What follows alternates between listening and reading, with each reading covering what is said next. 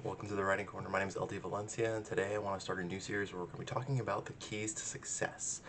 As an indie author, there are a lot of things that I have done that have been met with varying degrees of success. And I want to talk about one that might be a little controversial, might be a little bit odd to start with, but I want to talk about failure leading to success. This is a topic that's been talked about at length by important figures such as Michael Jordan, and how if you don't take chances, if you don't try things, you're really not growing. You're really not taking that next step in your journey, whether this be for your business, whether this be in your sports career, whether it be, like in his case, taking that actual shot to win the game.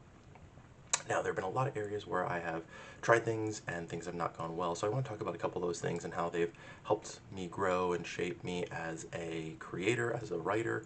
And so you can kind of see some of the things that I've done that have gone well and things that have kind of like helped me progress, I guess. So the first really big one was early on in my author career. I actually went with a vanity press, and I'll probably do a whole video on why I wouldn't recommend going with a vanity press, but this isn't that video. So I went with a vanity press because I thought, I'm starting out, I don't really know what I'm doing, they'll help me along the way.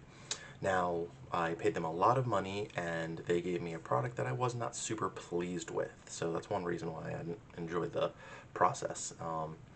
But it did show me, what not to do next time. So the next time I was publishing a book, I did not go with a vanity press.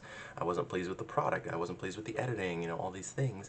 But it did show me, I can probably do these things on my own as I got to that point in my career. This was back in 2018. By 2020, I had re-released the book on my own with a new cover, new editing, the whole nine, right?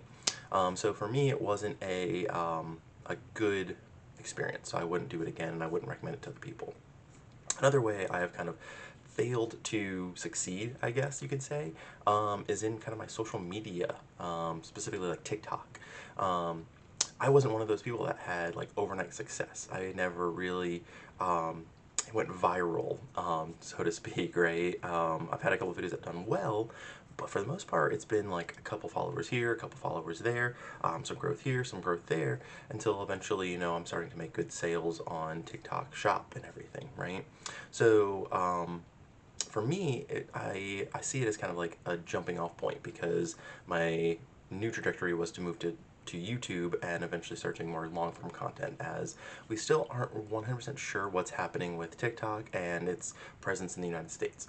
So for me, it was kind of a good practice one. It helped me kind of like learn how to record stuff and a little bit of editing, a little bit of camera presence, I guess you could say, because I was doing, for the most part, I started off kind of just doing random effects and viral sounds. I wasn't really doing stuff in my niche.